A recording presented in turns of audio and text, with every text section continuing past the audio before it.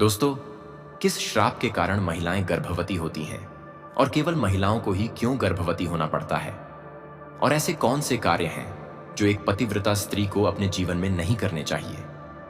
मित्रों, एक बार की बात है, जब भगवान श्री कृष्ण गौलोक में विश्राम कर रहे थे, तभी वहां देवी राधा कृष्ण जी से मिलने जाती हैं और श्री कृष्ण जी से कहती हैं, प्रभु, आज जब मैं आपसे मिलने आ रही थी तो मैंने दो स्त्रियों को देखा, जिसमें से एक स्त्री गर्भवती थी और अपने पति के साथ सुखी जीवन व्यतीत कर रही थी। वहीं दूसरी स्त्री निसंतान होकर अपने पति के साथ दुखी जीवन जी रही थी।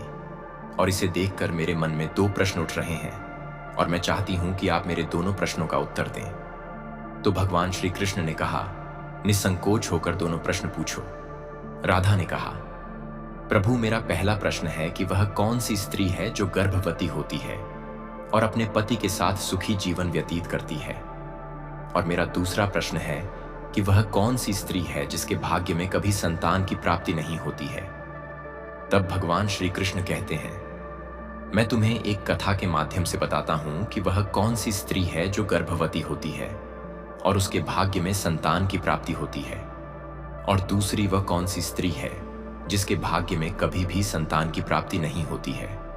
और इस कथा को बहुत ध्यान से सुनना, नहीं तो कथा आपकी समझ में नहीं आएगी। तो देवी राधा कहती हैं, प्रभु, आप कथा सुनाइए, मैं पूरे ध्यान लगाकर सुनूंगी। तो कहानी सुनाते हुए भगवान श्री कृष्ण कहते हैं, हे राधा, वैदिक काल में हजारों महर्षि परमपिता ब्रह्मा जी द्वारा उनके वीर और तेज से उत्पन्न हुए थे, और उन्हीं में से कुछ मुनियों के तेज से देवों का जन्म हुआ था। वही कुछ मुनियों के तेज से दैत्यों का जन्म हुआ था, और उन्हीं में से एक महर्षि सतयुग में हुए थे, जिन्होंने औरतों को गर्भवती होने का श्राप दिया था। तो श्री कृष्ण जी की यह बात सुनकर देवी राधा पूछती हैं, प्रभु, वो महर्षि कौन थे जिन्होंने औरतों को गर्भवती होने का श्राप दिया था?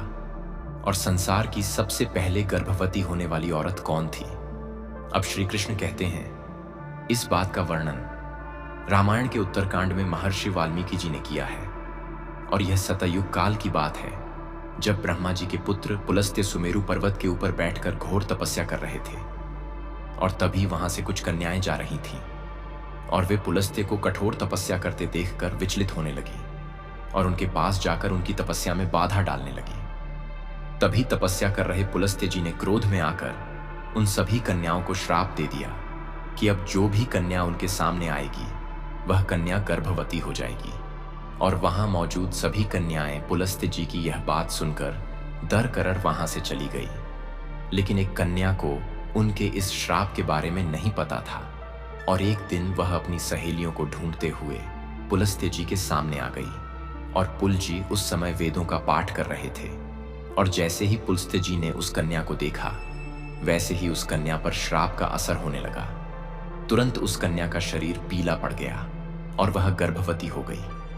अपने शरीर में इस परिवर्तन को देखकर कन्या घबराकर अपने पिता के पास जा पहुंची, और अपनी कन्या की ऐसी हालत देखकर उसके पिता बहुत दुखी हुए, और वह अपनी कन्या को लेकर पुलस्त्य जी के पास गए और कहा, हे मुनीश्वर, मेरी पुत्री अनजाने में आपके सामने आ गई थी, किंतु आपके श्राप के कारण आज वह संसार की पहली स्त्री है जो गर्भवती हुई है, और इसीलिए मैं आपसे निवेदन करता हूं कि आप मेरी बेटी को स्वीकार कर लें, तो यह हमेशा आपकी ही सेवा करेगी। कथा को आगे बताते हुए श्री कृष्ण जी कहते हैं, हे देवी राधा, इस प्रकार उसके पिता ने जब अपने बेटी को स्वीकार करने का प्रस्ताव रखा, तो पुलत जी ने उसकी बेटी को स्वीकार कर लिया, और वह कन्या पुलस्त्य जी के साथ रहने लगी। और उसकी सेवा से अत्यंत प्रसन्न होकर पुलस्त्य जी ने एक दिन उस कन्या से कहा, देवी, मैं तुम्हारी सेवा से बहुत प्रसन्न हूं, इसलिए मैं तुम्हें अपने समान पुत्र प्राप्ति का वरदान देता हूं। जिस समय तुम मेरे सामने आई थी, उस समय मैं वेदों का पाठ कर रहा था, इसलिए तुम्हारा पुत्र वेदों का ज्ञान देने वाला विश्वा के नाम से जाना जाएगा। और कथा को आगे बताते हुए श्री कृष्ण कहते हैं, हे देवी राधा, कुछ समय बाद उस कन्या ने एक पुत्र को जन्म दिया, और जैसा कि पुलस्त्य जी ने कहा था कि तुम्हारा पुत्र विश्वा के नाम से जाना जाएगा, बिल्कुल वैसा ही हुआ, और उसका नाम विश्वामित्र रखा गया।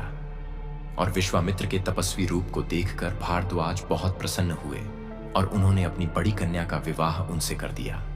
मित्रों, भगवान श्री कृष्ण कथा को आगे बताते हुए कहते हैं, इस तरह कुछ दिन बाद उनका भी पुत्र हुआ। उसका नाम श्रवण रखा गया। प्रकार भगवान श्री कृष्ण कहते हैं, हे देवी राधा, मेरी कथा समाप्त हुई।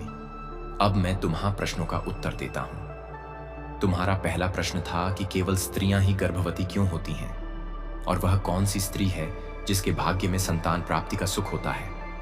तो सुनो, नारी के समान पुरुष भी अपने दिव्य तेज से गर्भवती हो सकते थे, किंतु हे देवी राधा, एक स्त्री को संसार की दिव्य शक्ति स्वयं परमपिता ब्रह्मा जी ने दी है, और स्त्री के रचना करने में उनको बहुत अधिक समय लगा था। इसलिए नारी को यह स्वरूप वरदान है कि वह संतान उत्पन्न कर सकती है।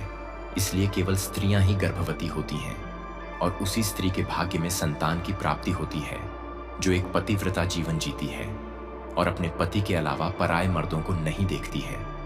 और तुम्हारा दूसरा प्रश्न यह था कि वह कौन सी स्त्री है जिसके भाग्य में संतान की प्राप्ति नहीं होती है। तो वह जो स्त्रियां शादीशुदा होकर भी पराये मर्दों के साथ गलत संबंध बनाती हैं, उनको संतान प्राप्ति नहीं होती है, और यदि संतान प्राप्ति हो भी जाती है तो वह हमेशा दुखी जीवन व्यतीत करती है, और उनको अपने जीवन में कभी सुख शांति की प्राप्ति नहीं होती है, और संतान के होते हुए भी वह दुखी रहती हैं। इसीलिए एक शादीशुदा स्त्री को पतिव्रता जीवन जीना चाहिए और पराये मर्दों को नहीं देखना चाहिए, तभी वह सुखी जीवन व्यतीत कर सकती है। दोस्तों, आपको वीडियो कैसी लगी हमें कमेंट करके जरूर बताएं। मिलते हैं फिर अगले वीडियो में, तब तक के लिए धन्यवाद। जय श्री कृष्णा।